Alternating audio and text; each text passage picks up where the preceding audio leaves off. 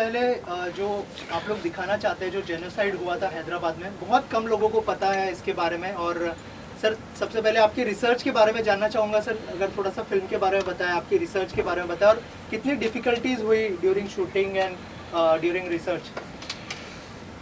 हमने तो ये सिनेमा के बारे में सोचे सो तारीख थी वो 27 जनवरी 2022, जिस दिन मैं तिरुपति लॉर्ड बालाजी का दर्शन के लिए गया था। जैसा ही टचडाउन हुआ रेनीगुंटा एयरपोर्ट पे प्लेन का फर्स्ट व्हील, रज़ाकार बोल के वेरी स्ट्रॉन्ग इंट्यूजन आया। तो रज़ाकार ऐसा कोई नया चीज़ नहीं है, हम तेलंगाना वालों के लिए तो बचपन से सुनते हुए आ रहे हैं रज़ाकार रज़ाकार बोल के, क्योंकि हम तो गांव वाले हैं। गांव में भी बहुत सारे जो डिमोलिश किया गया, ब्लास्ट किया गया रज़ाकारों के वजह से या उनके द्वारा, वो सब भी हमको देखे सोए और जानकारी है। वहाँ से बचपन से ही रज़ाकार के बारे में वो सोच है। लेकिन वो 27 जनवरी 2022 के दिन ये जो स्ट्रॉन्ग इंट्यूजन लॉर्ड बालाजी ने दिया बोल के मैं समझता हूँ, उस दिन से शुरू हुई। 6 महीने का रिसर्च हुई पूरा स्टोरी के, मतलब पूरा सिनेमा स्टाइल में लेके आने के लिए। 120 के ऊपर किताब पढ़े हैं, एक एक किताब पूरा first page to last page पढ़ के उसमें से पूरा निकाला गया इसका स्टोरी, स्क्रीन प्ले और स्टोरी। और बनाने से पहले तो हम ये सीक्रेट ही रखना चाहे, लेकिन समहाउ इट गॉट लीक्ड। पहला चीज़ क्या है मैं बोलता हूँ, हैदराबाद में तो बहुत ब्यूटीफुल पैलेसेस है, उसमें बेस्ट पैलेस चौमल्ला पैलेस और एक फलकनामा पैलेस जो 5 स्टार होटल है। अभी पहला चीज़ तो हम कहाँ फेल हो गए, चौमल्ला फलकनामा पैलेस देते ही नहीं बोले शूटिंग के लिए।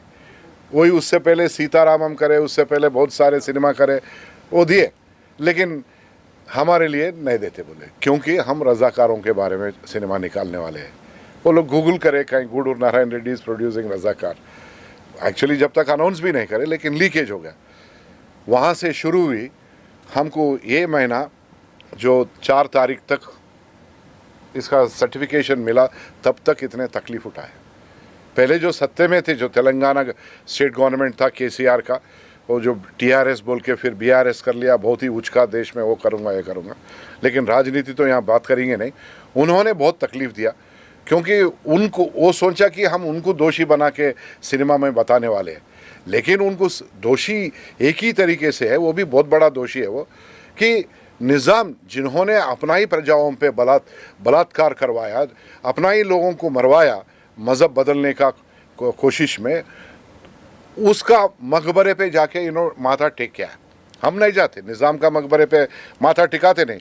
अगर हो रहा बोलो तो अगर निज़ाम का बाप है, वो पिताजी है उनका, वो उनका पिताजी मीर महबूब अली पाशा के अगर मकबरे पे जाके बोलते हम टिका के आते, क्योंकि बहुत अच्छा था, वेरी सूफी पर्सनालिटी, हिंदुओं को बहुत मदद किया, कोई हिंदू को हार्म नहीं करा। लेकिन ये भूख के वजह से, राज्य आकांक्षा बोलते हैं ना, दो देश बनाना चाह, तुर्किस्तान का भूखी में और उस पैसे में इन्होंने अपने ही लोगों को मर्डर करवाया, रेप करवाया। तो वो पापी का रूप से हम देखते हैं, और कोई दूसरा मज़हब के रूप से नहीं देखते। वो सिर्फ Mir Osman Ali Pasha and Qasim Rizvi, the villain of the movie Qasim Rizvi.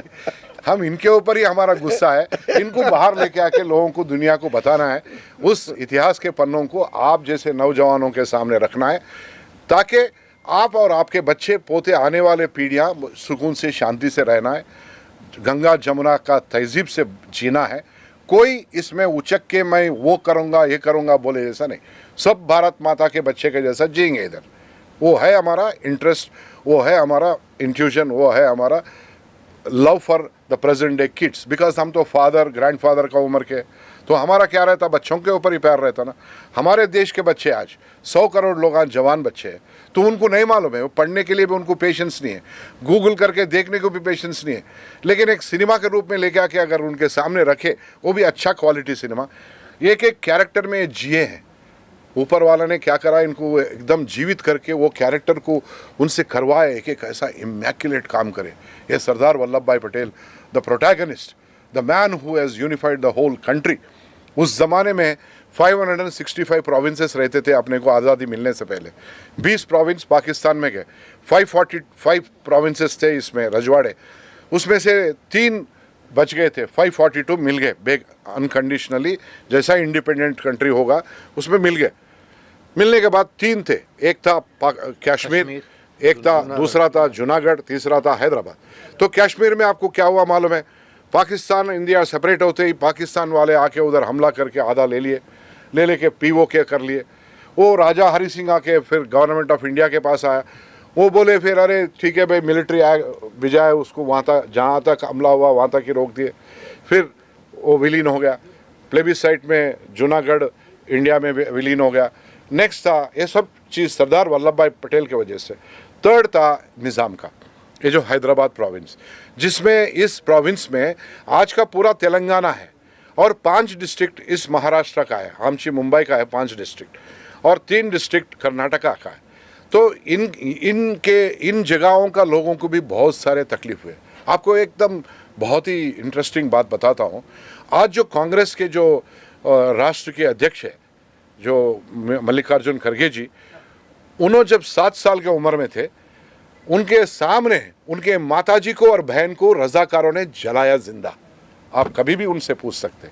उन्होंने इन मीडिया इन कैमरा वो बोले हैं अभी बीच में 6-8 महीने पहले कि हमारा माताजी को और बहन को हमारे सामने मार दिए गए बोल के वो बोले थे। तो इतने बहुत सारे हैं, 60,000 रेप्स, 2 लाख मर्डर्स किसको बोलते हैं? वो राजा अपना ही प्रजाओं पे इन्फ्लिक्ट किया, तो उनको दोष बना के आपके सामने ला रहे। और फिर रजाकार फिर इस दुनिया में कहीं भी पैदा नहीं होना, क्योंकि कोई भी देश का अध्यक्ष हो या राजा हो अपना ही प्रजा के ऊपर बल प्रयोग नहीं करा। बस सर आपसे जानना चाहूंगा, सरदार वल्लभ भाई पटेल ने बहुत बड़ी भूमिका निभाई थी पूरा देश साथ में लाने में। सर कितना प्राउड फील हो रहा है उनका किरदार निभाते हुए, अगर और थोड़ा सा बताएं कि क्या क्या रिसर्च करनी पड़ी और एज अ ह्यूमन क्या सीखा आपने उनके किरदार से? सर रिसर्च तो बहुत कुछ हेल्प की है मेरे प्रोड्यूसर साहब ने और डायरेक्टर साहब ने। हाँ, आइडल मेरे थे वो शुरू से आज तक हैं। अलग अलग आइडल्स होते हैं सबके, किसी का गांधी जी हैं, किसी के नेताजी थे, बट मेरे आइडल वो थे। और अगर वो रोल मुझे प्ले करने का मौका मिला तो इससे बड़े सौभाग्य की बात ही नहीं है मेरे लिए। और इन्होंने मुझे चुना वो रोल प्ले करने के लिए, जबकि ज़्यादातर मैंने नेगेटिव रोल्स किए हैं। तो मेरे लिए तो ये एक बहुत बड़ा चैलेंज था। अब मैंने क्या परफॉर्म किया कैसे, वो तो आप देख के बताएंगे कि मैंने क्या किया है, तो ज़रूर देखिएगा। अच्छा लग रहा है sir. Thank you so much. Makarand sir आपसे जानना चाहूँगा कितना इजी या डिफ़िकल्ट है, और जैसे सर ने कहा कि यूथ को इस चीज़ के बारे में पता चलना चाहिए ताकि इन फ्यूचर जो ऐसा कोई रजाकार पैदा ना हो कि इस तरह का जेनोसाइड हो, अगर उस बारे में कुछ शेयर करें और थोड़ा सा अगर किरदार के बारे में बताएं सर आपको। मैं पहली बात तो ये मुझे लगता है कि गुडूर सर जो है एक तो राजनेता है और वो वहाँ से हैं, तो उनका एक भावनात्मक उद्रेक है, वो जो एक है अब विस्फोट है। वो मैं अभिनेता हूँ, तो अभिनेता एक कलाकार जब होता है उसके पास किरदार आता है, तो किरदार ही उसको एक सशक्त कलाकार के रूप में उसको निभाने के बाद वो बनता है। तो मेरे लिए चैलेंजेस तो ये थे कि आप इतिहास का किरदार करो और जिसके बारे में उतनी मालूमात नहीं थी। निज़ाम हम कहते हैं, लेकिन ऐसा ध्यान में नहीं आ रहा था कैसे दिखते हैं, कैसे बोलते हैं, कैसे चलते हैं। और फिर रिसर्च जब शुरू हुआ, जब बातें हुई स्क्रिप्ट को लेकर कि क्या है, धीरे धीरे समझ में आया कि इतना सबसे संसार का अमीर आदमी, मतलब एक टाइम पर दुनिया का सबसे अमीर आदमी घोषित किया गया था टाइम मैगजीन में 1937 में, और वही आदमी आपको साकार करना है। और उसके साथ ये भी बताया गया कहीं कि ये कंजूस आदमी है। मतलब बड़ा मज़ा आया मुझे कि क्या कंजूसी बाद में सबसे दौलतमंद बनता है। तो ये बातें सोच रहा था, लेकिन क्रूर कहाँ से हुआ? सबसे लिखा पढ़ा है साहित्य प्रेमी ऐसा आदमी अचानक से धर्मांध होकर जब एक धार्मिक राष्ट्र बनाने के पीछे पड़ जाता है तो क्या होता है। तो ये जब रिसर्च करते रहा, एक बतौर एक्टर इतना ज़रूर मैं कहूँगा कि खुद को निज़ाम की भूमिका में, ख़ास करके उसका जो एक आखिरी सीन है जहाँ ऑपरेशन पोलो के बाद उसे निज़ाम उसे अपना हैदराबाद विलय करने पर मजबूर हो जाता है, वो अपने डेक्कन रेडियो स्टेशन में चला जाता है। तो वो उतर कर जब चलता है तो मैं बतौर एक्टर मुझे अचानक से लगा कि ये 6 पुश्ते उसके पहले, ये 7वां था। तो असफ जाही के लिए उसका मतलब ये तो फेलियर हो गए ये खुद, और अपनी नज़र में भी फेलियर हो गए। तो वो पूरा फेलियर लेके मैं जब वो सीढ़ियाँ चढ़ा डेक्कन रेडियो की, और डेक्कन रेडियो के सामने जब बैठा और वो एक आखिरी स्पीच देता है अपने प्रजा को, रियाया को, और कहता है अमन से इसको एक्सेप्ट करो, ये जो स्पीच था वो करते समय मुझे बतौर अभिनेता मुझे ऐसा लगा कि मैं निज़ाम बन गया हूँ। तो मुझे डेफिनेटली प्रोड्यूसर, डायरेक्टर, राइटर का अपना कारण होता है।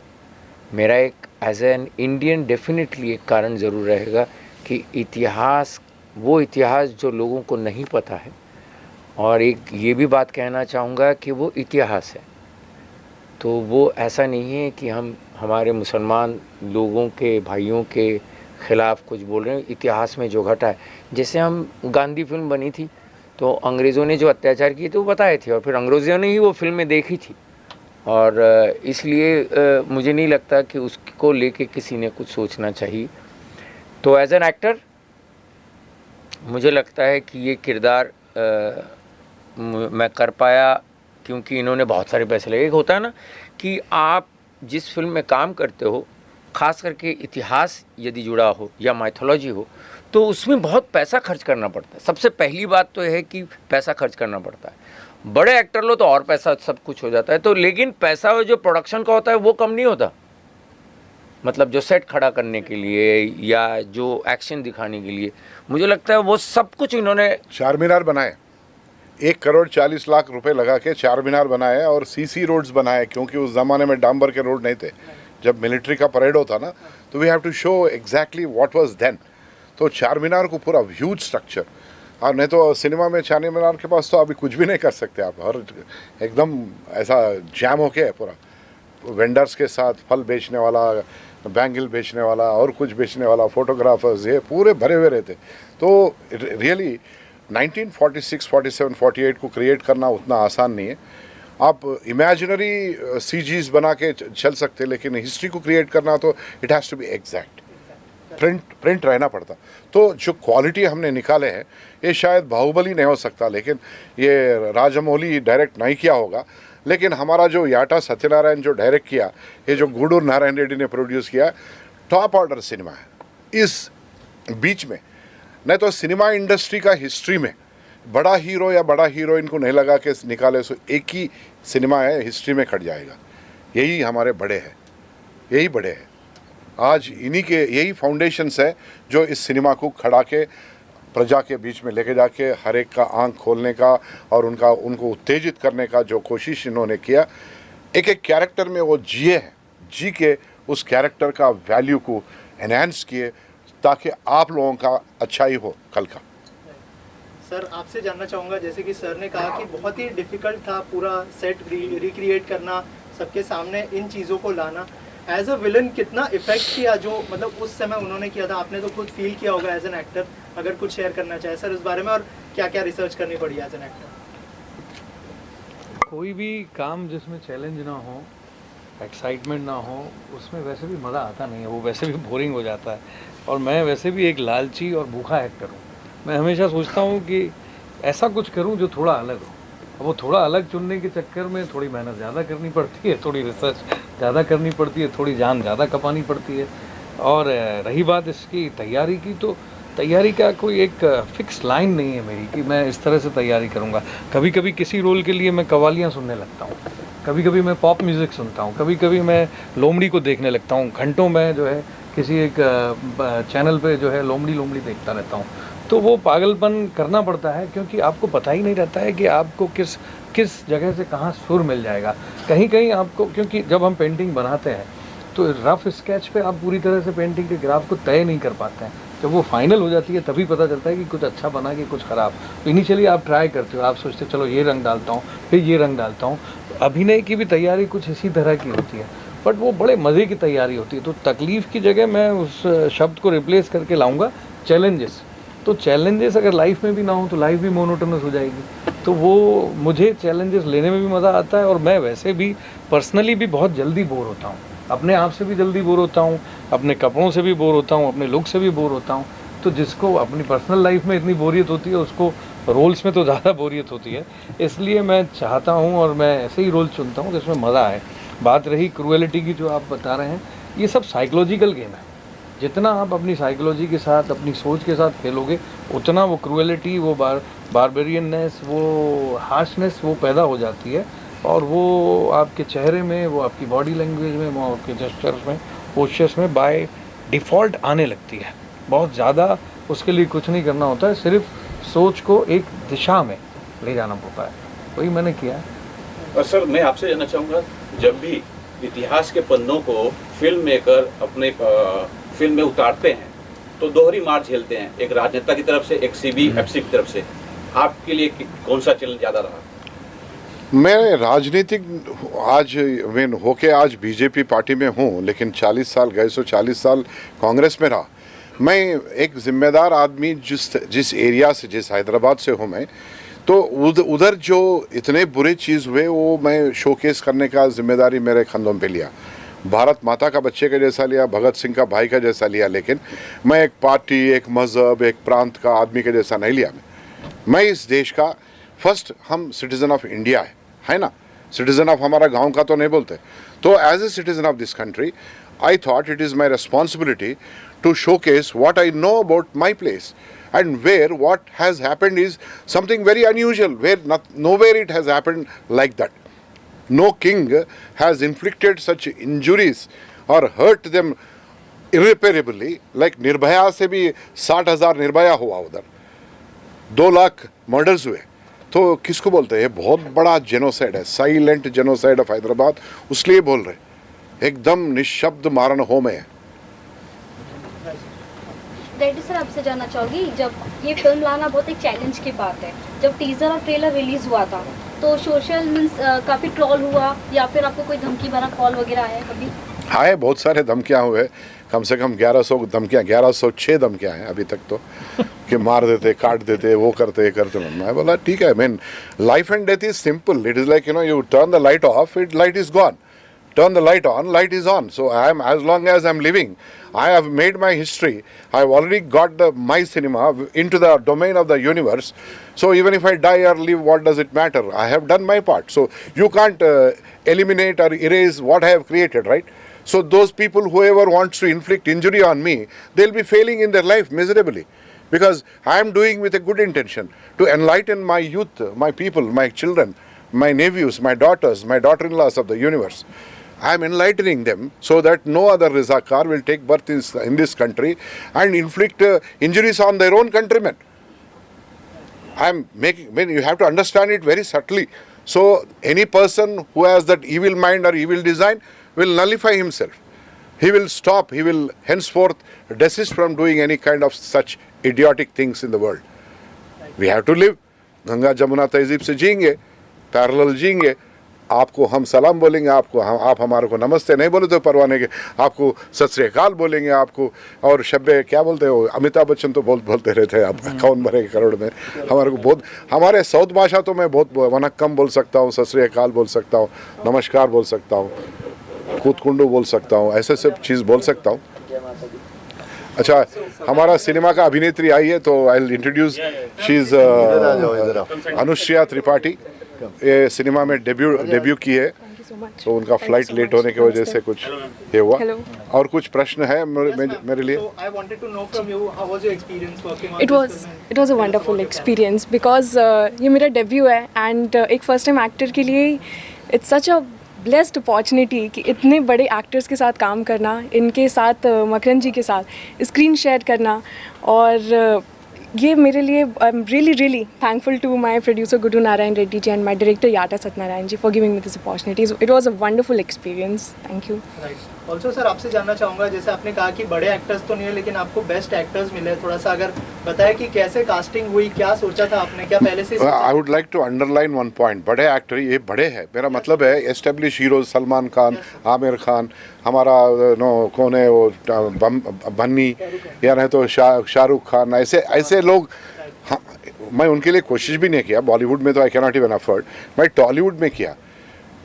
I mean, categorically I'm telling, nobody had the guts to come and act in this movie. Yes, I don't mind being on record saying these words, because no one had. No, it's a delicate. What is delicate? I don't understand. You're not hurting anybody. You're only bringing out the history in front of the people. So anyway, I thought whatever may happen, but they are God sent messengers in this movie. Each person, Makaran Deshpande, he will act like original Nizam. वो तो निज़ाम जरा झुका हुआ रहता है, ये लंबा है, 5'10" है, वो 5'3" है, 7 इंचेस को उन्होंने कंट्रोल किया उन्होंने उनके झुकावट में. तो ये है इतना डेंजरस आदमी, सच ए ड्रेडफुल पर्सनालिटी. जो अपन शोले के बारे में सुनते हैं, बच्चे सो जाओ नहीं तो गब्बर आ जाएगा, बच्चे सो जाओ कासिम रिजवी आ जाएगा. मैं एक बात बताऊं आपको, मेरे को ना अक्सर ये बोलते थे कि राज, कासिम रिजवी का अगर डीएनए चेक करवाया या तेरा डीएनए चेक करवाया ना तो मैच हो जाएगा. तो ये बहुत बड़ा कॉम्प्लीमेंट है अपने आप में. तो कई बार बोलते थे पुनर्जन्म हो गया है कासिम रिजवी का, 2-3 बार. The day he came for look test, he came and sat in front of me. मैं मेरा फोन से फोटो लिया और मैं तुरंत किसी को भिजाया, कैसा लग रहा है, अरे क्या है, कौन कासिम रिजवी पैदा हो क्या है क्या, ऐसा था. एंड सरदार वल्लभ भाई पटेल, ये हम तो सरदार वल्लभ भाई पटेल, मैं उसी कॉलेज में पढ़ा, तो कैसा he is a hero actually. Hero को क्या करे, उस ज़माने में भी मार्केटिंग कर लेके महात्मा गांधी और जवाहरलाल नेहरू बना दिए. सरदार वल्लभ भाई Patel actually should be number 2, और गांधी के बाद में सरदार वल्लभ भाई पटेल रहना चाहिए.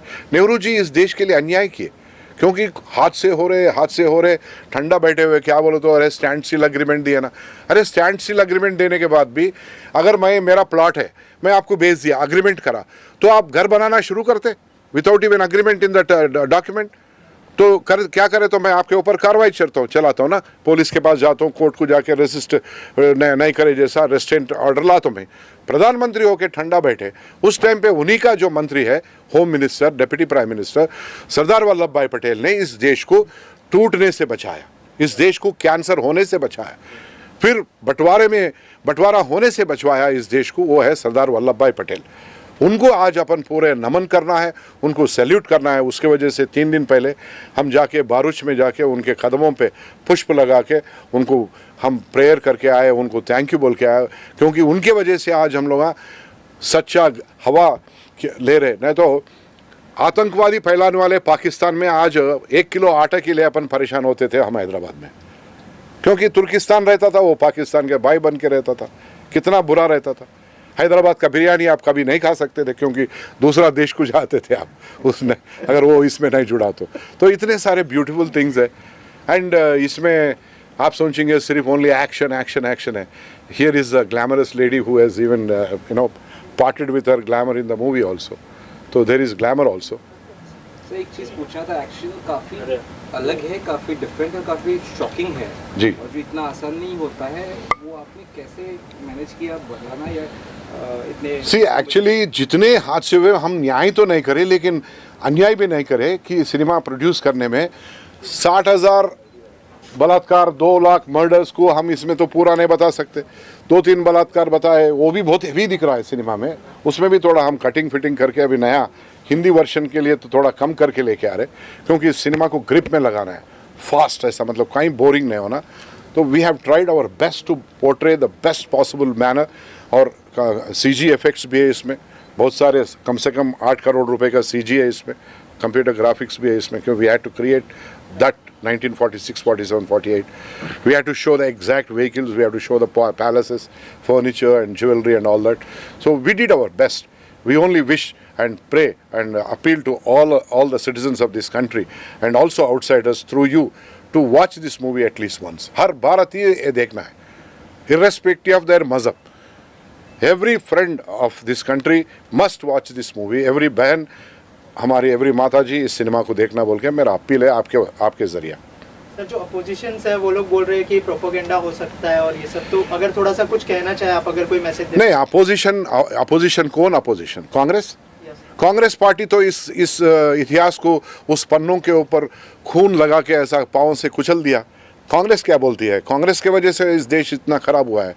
मैं कोई और दूसरा इससे ज़्यादा वो लोग आ सकते क्या फिर सत्य में? कभी नहीं आ सकते. अंडरलाइन कर लो, देश में कभी नहीं आ सकते.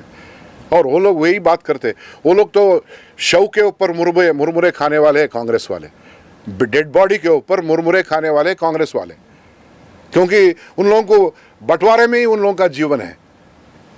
Divide and rule, appease some community and take votes. As a politician नहीं बात कर रहा हूँ, तो अगर आप बोले मेंशन करे बोल के मैं उनका नाम ले रहा हूँ, they go for appeasement of people, communities. Here, if you talk about I am a BJP guy, I don't appease anybody. I say मैं धर्म के लिए खड़ता हूँ, सनातन धर्म का रक्षा मेरा जिम्मेदारी है। मैं भारत माता का बच्चा, country first, party next, person last, हमारा वो है। आपका क्या है? Family first, country next, person last. लेकिन सर, जब से बीजेपी सरकार आई है तब से ये टाइप की मूवी बनती है, कांग्रेस के टाइम पे ऐसी मूवी क्यों नहीं बनती? क्यों नहीं बनते बोलो तो कांग्रेस वाले तो वही पार्टी के है ना, कांग्रेस वाले तो वही MIM के है, अपीजमेंट पार्टी है वो, सूडो सेकुलर पार्टी है। कहाँ है, कभी सीधा खड़ा है क्या? आज आके कोई राहुल गांधी आके वो करता है करता है, ऐसा थोड़ी है। तो I don't want to deviate from the cinema, so please let us stick to the cinema only. Okay sir, thank you.